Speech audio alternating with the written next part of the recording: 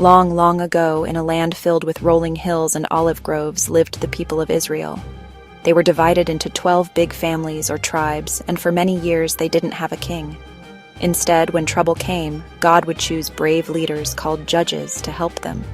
These judges were strong and wise, like Deborah and Gideon, and they would guide the people and protect them from their enemies. It was a special time, a time when the people learned to trust God to be their true and only king, watching over them day and night. But as time went on, the people of Israel started looking around at the other nations. They saw that their neighbors had kings who wore shiny crowns and lived in magnificent palaces. These kings led big armies. Now, in the land of the tribe of Benjamin, one of the smallest of the 12 tribes, there lived a man named Kish. Kish was an important man. He had a son named Saul. Saul wasn't just any young man. He was taller than anyone else in Israel.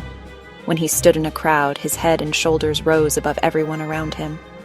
He was handsome, he was strong, yet he had a humble heart. He worked for his father and did what he was told, not thinking he was better than anyone else.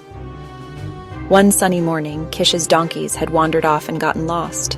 Saul, take one of the servants with you and go search for my donkeys. Saul nodded right away. He was obedient and knew how important the donkeys were. So he and a servant set out on an adventure with no idea how important it would be. Saul and the servant walked for days. They searched high and low through the green hills of Ephraim, through the dusty lands of Shalisha. They called out for the donkeys, listened for the sound of their braying, and asked everyone they met. But the donkeys were nowhere to be found. As Saul and his servant walked up the hill toward the town, they had a wonderful surprise. They saw Samuel himself coming right toward them. They didn't know that the day before, God had already spoken to Samuel. "Tomorrow at this time I will send you a man from the tribe of Benjamin. You will anoint him as the leader of my people, Israel." Samuel saw the tall, handsome young man. His heart knew this was the one. This was the man God had chosen. Excuse me, sir. Can you please tell me where the seer's house is? Samuel smiled a warm, knowing smile. "I am the seer," he replied, "and don't you worry about your donkeys anymore. They have already been found. But something much greater is waiting for you. All the desire of Israel is set on you and your family." Saul was completely confused. What could this holy man possibly mean? Me! But I am from the tribe of Benjamin, the smallest tribe in all of Israel. And my family is the least important in my tribe. Samuel saw Saul's humility, a good heart, not proud or boastful. Samuel knew that this was a good quality for a leader. He invited Saul and his servant to a special feast he was holding. He gave Saul the seat of honor and the best piece of meat. "The Lord has anointed you as the leader over his people," Samuel said. "You will be the king of Israel."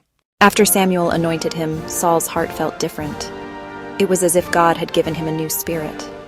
A spirit of courage, leadership. Samuel gave him signs to prove that God was with him, and every single one came true, filling Saul with wonder.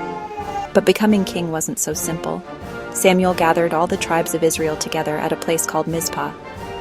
He reminded them they had rejected God as their king, but he would now show them the man God had chosen.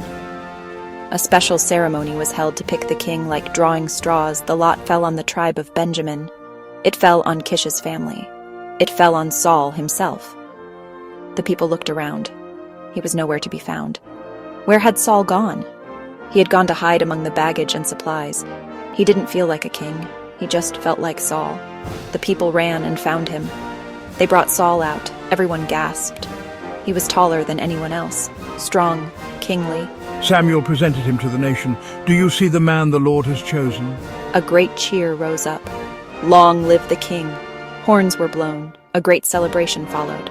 Saul, from the smallest tribe, was now Israel's first king. It wasn't long before Saul had to prove himself. Nahash threatened Jabesh Gilead. When Saul heard the news, the Spirit of God came on him with great power. He was no longer the shy man in the baggage. He rallied a huge army from all the tribes. He led a surprise attack. They won, saved Jabesh, and proved God was with their king. The victory united the people behind Saul. In the early years of his reign, King Saul was a wise and courageous leader. He had a brave and wonderful son named Jonathan, who was his best soldier and closest friend. Jonathan was just as courageous as his father. In one famous battle, Jonathan and his armor-bearer bravely attacked an entire enemy outpost all by themselves, trusting that God would help them. This act of faith started a great victory for Israel's army that day. Saul and Jonathan worked together, and under their leadership, Israel grew stronger and safer from its enemies. Saul established a small, standing army to protect the nation, and he fought many successful battles. The people loved him, and it seemed that choosing a king had been a good idea after all. For a time, Saul listened to the advice of the prophet Samuel. But slowly, a change began to creep into Saul's heart. The cheers of the crowds and the thrill of victory started to make him feel very important. He began to think that his own wisdom and his own strength were the reasons for his success. He started to forget that it was God who had chosen him, God who had given him victory, and God who was the true king of Israel. A little seed of pride began to grow, and it cast a dark shadow over his leadership. He became impatient and started making decisions without consulting God or Samuel.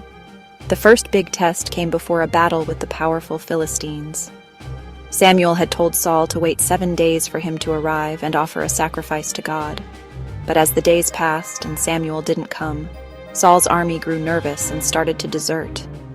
Impatient and worried, Saul decided he couldn't wait any longer.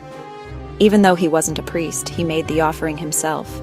Just as he finished, Samuel arrived and saw what he had done. "You have done a foolish thing," Samuel said sadly. "You have not kept the command the Lord your God gave you. Your kingdom will not last." Meanwhile, God had sent Samuel to a small town called Bethlehem. There he found Jesse with his 8 sons. Finally, Jesse called for his youngest son, David, who was out in the fields with the sheep. As soon as Samuel saw him, God said, "This is the one. Arise and anoint him." Armed only with his shepherd's staff, his sling, 5 smooth stones, and mighty faith in God, David went out to face the giant. With a single stone, he brought the giant crashing down. David's incredible victory over Goliath made him a hero overnight. As the army returned from the battle, the women came out singing, "Saul has slain his thousands, David his tens of thousands." This song planted a terrible seed of jealousy in King Saul's heart.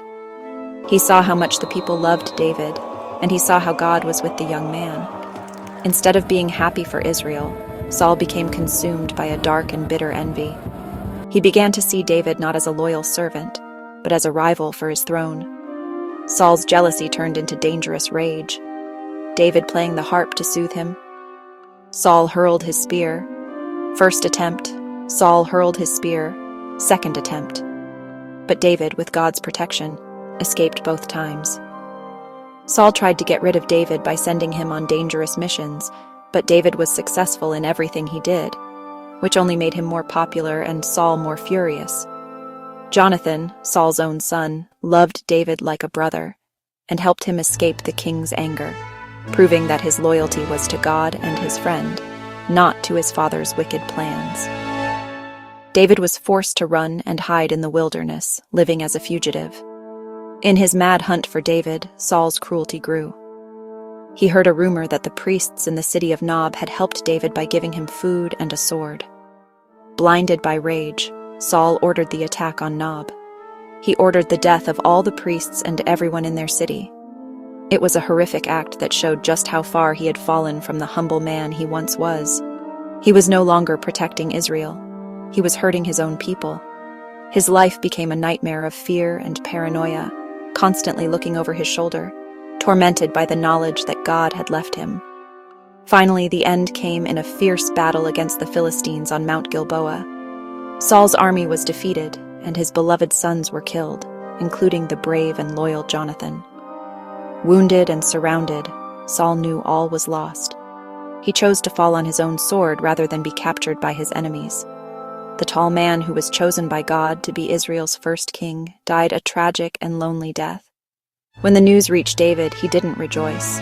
Instead, he wept bitterly, mourning for Saul and his dearest friend Jonathan. Saul's story is a powerful adventure, but it's also a sad reminder that true strength comes not from a crown or an army, but from a humble heart that is willing to listen and obey.